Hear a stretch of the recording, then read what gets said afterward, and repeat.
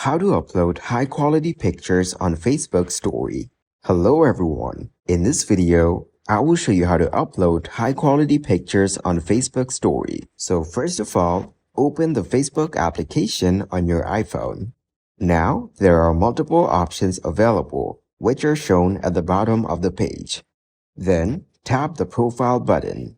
And now, tap on the Settings and Privacy option. Once you are done with this, now start scrolling down until the Media option is shown.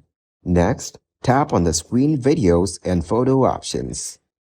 In the Video Quality option, you will see they have featured two options available, so tap on the Optimized option. After that, turn on another option, which is Autoplay. Tap the On Mobile Data and Wi-Fi. With the help of this, uploading high-quality pictures on Facebook Story is going to be easy. Thank you guys for watching this video. Hope you got some value. Make sure to like the video and subscribe to the channel to get notified of new videos. See you in the next one.